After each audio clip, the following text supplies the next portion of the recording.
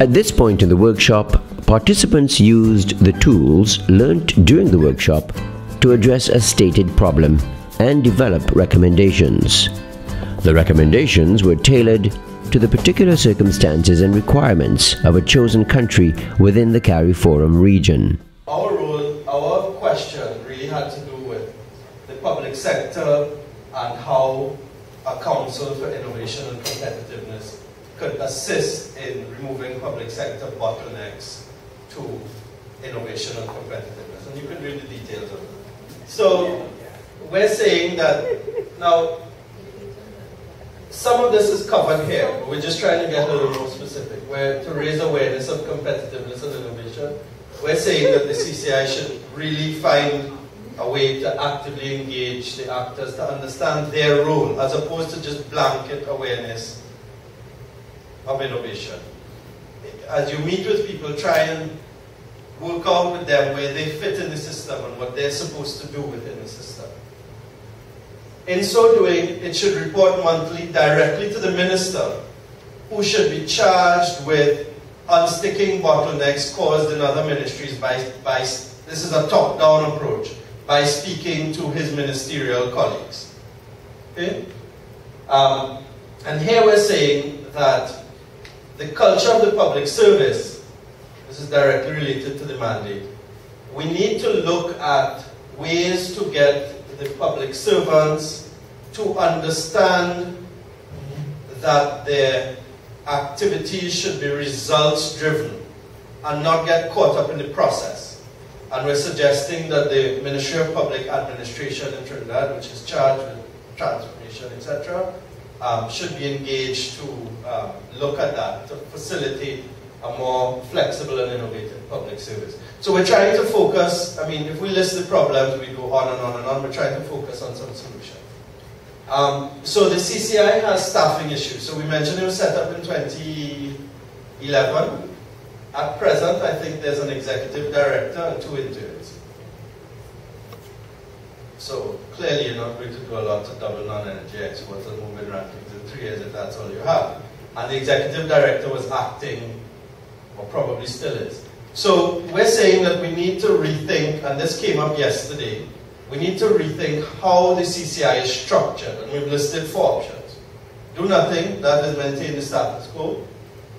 Set it up as a state enterprise, which we're not really in favor of, because we have more state enterprises than any other country in the world, just as we have the largest cabinet in the world.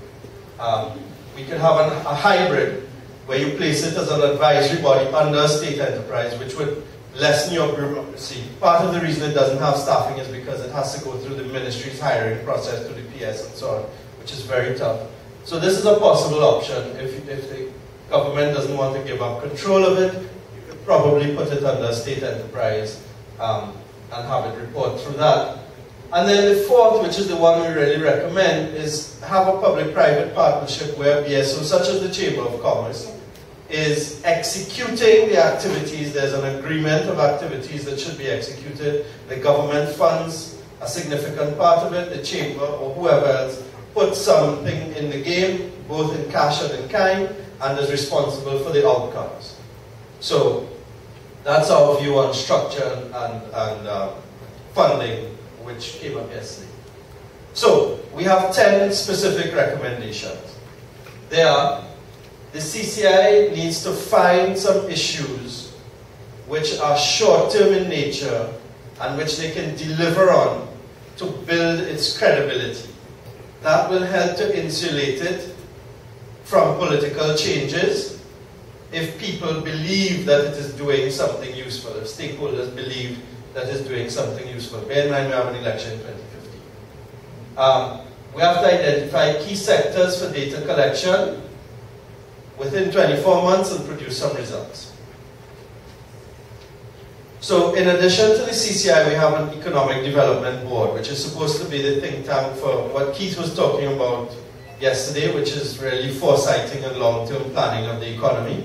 So working with the EDB, the Economic Development Board, we select the sectors for future growth, and we're suggesting that we aim to set at least 1 or 2 priority sectors, real priority sectors, as opposed to just saying ICT or maritime or creative industries as we've been doing by Q2 2014. Identify targets, timelines, and strategies for increasing R&D investment. Collaborate with InvestTT. This goes back to the point I made at the beginning with the good news. How do we increase the investment in R&D? The CCI must act as the driver, or must be empowered to and see its role as the driver of the innovation system, and therefore we're suggesting that it drive, update, and monitor the actions and activities of actors in the innovation system, and prepare an annual report during the budget debate, or for the budget debate, so that the country is aware of what is happening. It will also put pressure on the different actors, we hope, to work. But of course, this requires the first link where the CCI meets regularly with the minister drives through his ministerial colleagues, and where the CCI meets with the various actors in the system, and we understand our role in what they're trying to do. This one is just the identification of companies, and remember my point yesterday about picking winners. While you do the developmental things, in the short term, you identify those companies which have immediate potential for export-led growth, and you work with them to maximize that export growth potential. There's a state agency that is identified for that, Export TT, and of course the private sector directly, BSOs and the firms, and try and get them to export more. Let's work with academia to develop strategies to attract more cutting-edge researchers. I don't know if my information is correct, but my understanding is that when Singapore wanted to develop its biomedical and biotech programs, what it did is brought in some of the top PhDs in the world, and then had students study with them to be able to develop that capacity locally. And also to find out who's doing cutting-edge research. People like John Agard are doing research on the green economy that no one else is doing in the world, and I mean, we should support that kind of work. We're also suggesting a facilitatory tool, which is an open IT platform for people to discuss what's happening. So each ministry, each department can talk about, the private sector can talk about what they're doing specific to this innovation policy and process, and we can have some level of discussion there. And then supported by each ministry identifying an innovation champion, not just on paper, and not just to say we now have, how many ministries do we have, 22 or 3? 23 innovation champions, no. But they meet quarterly with the CCI and actors as necessary.